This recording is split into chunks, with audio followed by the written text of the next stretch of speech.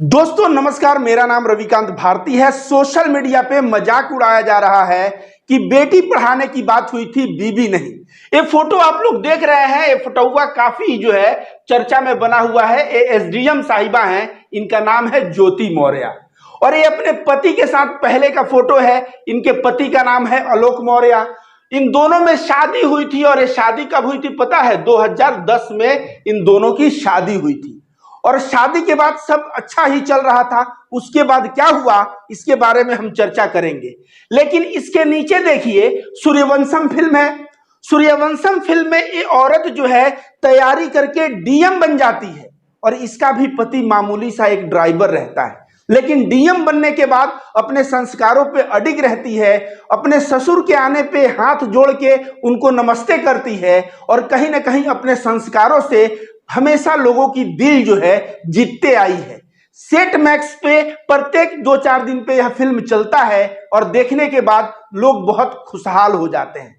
पति इतने खुश हो जाते हैं कि जो पति अपने पत्नी को पढ़ाने को नहीं सोचते हैं, वे लोग भी कर्ज लेके कहीं ना कहीं से फंड मैनेज करके अपने पत्नी को पढ़ाते हैं और इस उद्देश्य से पढ़ाते हैं कि सूर्यवंशम की तरह अगर हमारी पत्नी भी डीएम एसडीएम कुछ बन जाएगी तो हमारा जीवन जो है सुखमय हो जाएगा और हमारा परिवार का जीवन सुखमय हो जाएगा, हम लोग बहुत खुशहाल होंगे। ठीक वैसे ही जैसे सूर्यवंशम फिल्म में हुआ था। तो सूर्यवंशम फिल्म से आप मानिए या न मानिए, बहुत सारे पति और ससुर को अपने बहू को पढ़ाने का जज्बा आया था, लेकिन वह जज्बा अब मरता हुआ नजर आ रहा है। किसके वजह से? पहले मिटा लूं ताकि आप अच्छे से चेहरा देख सकें। किसके वजह से? तो वजह बनी है एसडीएम साहिबा, इनका नाम है ज्योति मौर्य। अब इन ज्योति मौर्य ने ऐसा क्या कर दिया मैं बता दूं। इनके कर्मों की वजह से आज इलाहाबाद में, पटना में बहुत सारे पति अपने पत्नी को लेके वहां रहते हैं कि पत्नी तैयारी करे, उनको घर से प्रेशर आ रहा है। तमाम कितनी लड़कियों का पैसा आना बंद हो गया ससुराल की तरफ से कि ये लड़की भी पढ़ के कुछ बन जाएगी तो ऐसा ही करेगी, और इस तरह से कई लड़कियां प्रयागराज से, कई लड़कियां पटना से अपने घर को वापस जा चुकी हैं क्योंकि उनके ससुराल वाले पढ़ाने से मना कर दिए। सोचिए कैसा इनका कर्म है कि हजारों हजारों युवतियों को इन्होंने पढ़ने से रुकवा दिया। आइए इनके कर्मों की बात करते हैं। इस कहानी की शुरुआत होती है 2010 में। 2010 में ये ज्योति मौर्य ये चिरई गांव की, बनारस की रहने वाली होती हैं और प्रतापगढ़ में इनका शादी होता है और शादी होता है आलोक मौर्य जी से।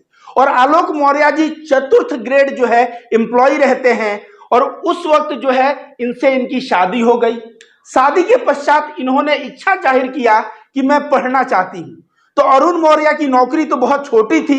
उन्होंने अपने पिताजी से बात किया और पिताजी को अग्री करके घर से पैसे लेके, कुछ तनख्वाह का पैसा लेके प्रयागराज में रहने लगे और प्रयागराज में अपने पत्नी को पढ़ाने लगे। पत्नी पढ़ने लगी। 2015 में पत्नी का रिजल्ट आया और परिणाम उस दिन आया जिस दिन इनके घर 2 जुड़वा बच्ची जन्म ली थी।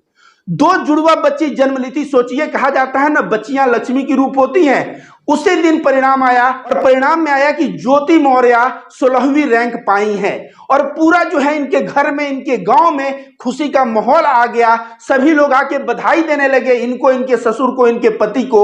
और जब मीडिया वाले बाइट ले रहे थे तो उस वक्त ज्योति मौर्य ने सारा श्रेय अपने पति और ससुर को दिया कि मेरे पति और मेरे ससुर इतना एम्पावर किए, इतना मुझे पढ़ाए लिखाए और इसके वजह से मैं जो है आज एसडीएम बन पाई हूं।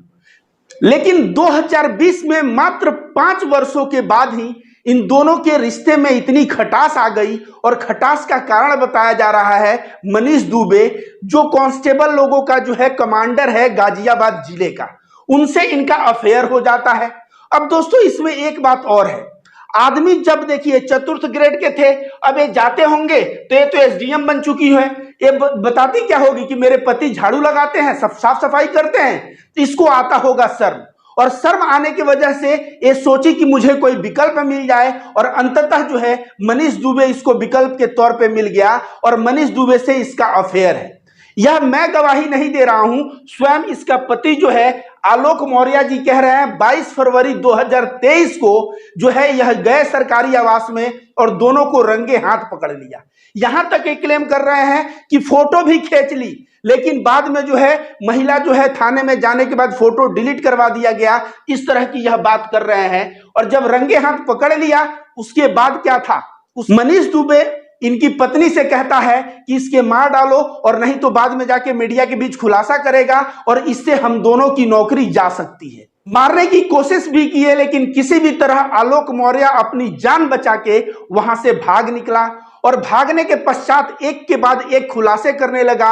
इनकी पत्नी की जो भ्रष्टाचार की डायरी थी या व्हाट्सएप का जो चैट था वह सब जो है सामने नजर आने लगा।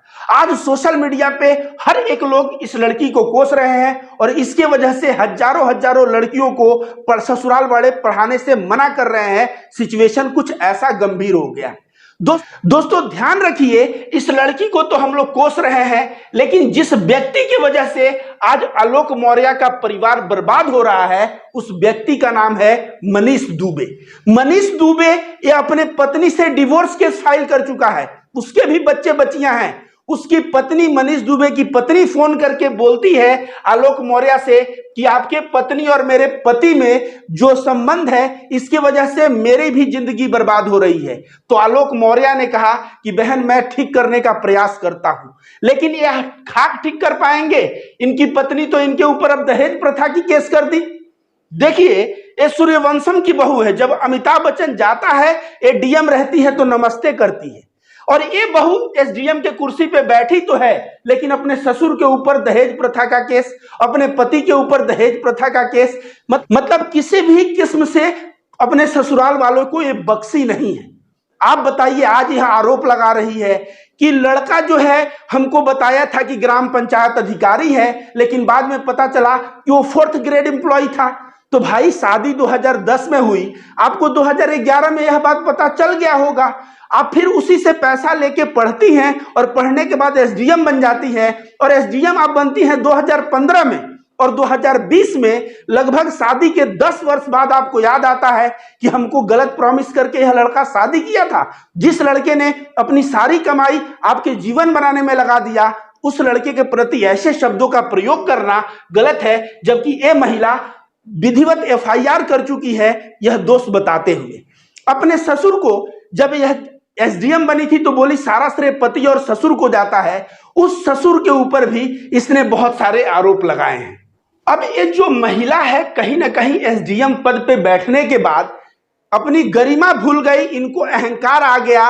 ये सोची होंगी कि भाई ये 4th ग्रेड एम्प्लॉय साफ सफाई का कार्य करता है, इसको मैं कहीं ले जाऊंगी तो क्या बताऊंगी कि मेरा पति जो है 4th ग्रेड एम्प्लॉय है, साफ सफाई का कार्य करता है।